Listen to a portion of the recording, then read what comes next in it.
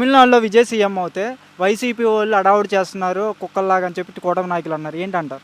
ఎందుకంటే వాళ్ళ స్వభావమే అంతనమాట. ప్రతిదానికి మొరగడమే మన మీద బడి.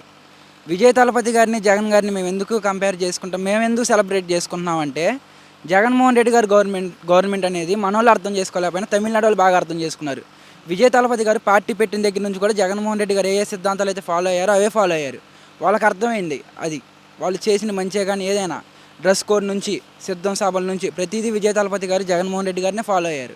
కాబట్టి అలాగే ఫాలో అవ్వడమే కాకుండా పార్టీ పెట్టి 2 సంవత్సరాలు అవుతున్నా ఏమాత్రం రాజకీయ అనుభవం లేకపోయినా కూడా జగన్మోహన్ రెడ్డి గారికి మళ్ళీ తన కార్యకర్తతో వేరే జెండా మోపిను, నా కార్యకర్త నా జెండానే మోయాలి అనే సిద్ధాంతంతో పొత్తులు పెట్టుకోకుండా, కూటమి పెట్టుకోకుండా సింగిల్గా పోటీ చేసి గెలవని ఓడిపోని ముందు సింగిల్గా పోటీ చేశాడు. తన కార్యకర్త అనేవాడిని కాలు రేగడేసుకునేలా చేశాడు.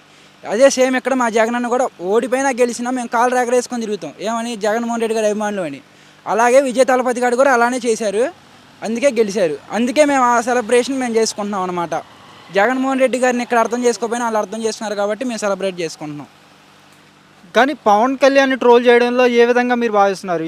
అక్కడ విజయ్ గెలవగానే first of all Pawan Kalyan troll చేశారు వైసీపీ వాళ్ళు. అంటే ఎందుకంటారు? పవన్ కళ్యాణ్ గారిని ట్రోల్ చేస్తున్నారంటే అన్న, ఇప్పుడు విజయ్ తలపతి గారు పవన్ కళ్యాణ్ గారు ఇద్దరు సినిమా ఇండస్ట్రీలో వచ్చిన వాళ్ళే. ఇంకా పవన్ కళ్యాణ్ ఫ్యాన్సే పెట్టుకుంటున్నారు మీ విజయ్ తలపతి మా పవన్ కళ్యాణ్ అభిమాని అని. ఇప్పుడు నేను నీ మీటింగ్ వచ్చినప్పుడు, నేను నీ సినిమా ప్రమోషన్కి వచ్చినప్పుడు నేను అభిమానం చెప్తా, ఎందుకంటే నీ సినిమా హైప్ కోసం అది. అలా అని చెప్పి నీకన్నా నేను తక్కువ ఎలా అయిపోతా? సింగిల్గా పార్టీ పెట్టారు ఇద్దరు. పెట్టినప్పుడు విజయ్ తలపతి సింగిల్గా పోటీ చేశాడు, పవన్ కళ్యాణ్ చేశారా? చేస్తే ఏమైంది? 2 సార్లు పోటీ చేస్తే 2 సార్లు ఓడిపోయారు. విజయ్ తలపతి గారు 2 సార్లు చేస్తే 2 సార్లు గెలిచారు. ఇద్దరు సీఎం క్యాండిడేట్లు పోటీ చేశారు. కానీ ఓడిపోయిన ఎమ్మటే ఆ పార్టీని ఈ పార్టీని కలుపుకున్నారు. ఎవరో పవన్ కళ్యాణ్ గారు. కానీ విజయ్ తలపతి సింగిల్గానే పోటీ చేశాడు. ఇప్పుడు మొన్నటి దాకా మ్యాజిక్ ఫిగర్ రాకపోయినా కూడా నాకు గవర్నర్ రూల్ ఇచ్చినా పర్లేదు, నేను సీఎం కోసంగా జనాలకు మంచి చేయాలి, నాకు పదవులు ముఖ్యం కాదు, జనాలే నాకు ముఖ్యం అని చెప్పి అన్నారు. అదే పవన్ కళ్యాణ్కి అయితే నాకు ఒక 20 సీట్లు ఇవ్వండి చాలు, నేను మిమ్మల్ని సీఎం చేసేస్తా అంటారు. అది విజయ్ తలపతి గారికి పవన్ కళ్యాణ్ గారికి ఉన్న తేడా. బ్రో, గతంలో జగన్మోహన్ రెడ్డి గారి సీఎంగా ఉన్నప్పుడు చంద్రబాబు నాయుడు గారు బాధుడే బాధుడు అని చెప్పి కార్యక్రమాలు చేశారు. ఆ రోజు నిత్యావసర వస్తువుల ధరలు ఎలా ఉన్నాయి, ఇప్పుడు ఎలా ఉన్నాయి? ఇప్పుడు ఏమైనా తగ్గినాయంటన్నా? ఇప్పుడు పెరిగినాయిగా. నిన్నటికి వాళ్ళకి పెట్రోల్ రేటు 3 రూపాయలు 4 రూపాయలు పెరిగింది, డీజిల్ రేటు పెరిగింది. ఎక్కడ బాధుడు జరుగుతూనే ఉంది. అది దీన్ని ఎలా చూస్తున్నారు?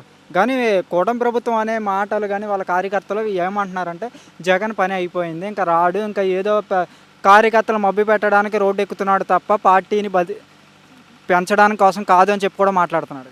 2029లో వీటన్నిటికీ సమాధానం వచ్చిద్దన్న చెప్తున్నాగా. 151 వచ్చినాయి కదా పోయినసారి. ఈసారి మ్యాజిక్ ఫిగర్ దాటిద్ది.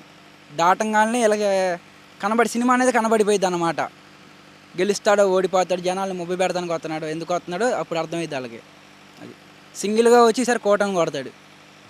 నారా లోకేష్ గారు కూడా మాట్లాడుతున్నారు కదా, నేను వచ్చాక విద్యాశాఖ తీసుకున్నాక ఐటీ శాఖ కానీ విద్యాశాఖ కానీ నా శాఖల్లో నెంబర్ 1గా నడుస్తుంది, ఎంప్లాయ్మెంట్ వస్తుంది, విద్యార్థులు గవర్నమెంట్ స్కూల్లో చదువు కూడా టాప్ ర్యాంకులు కొడుతున్నారని కూడా మాట్లాడుతున్నారు.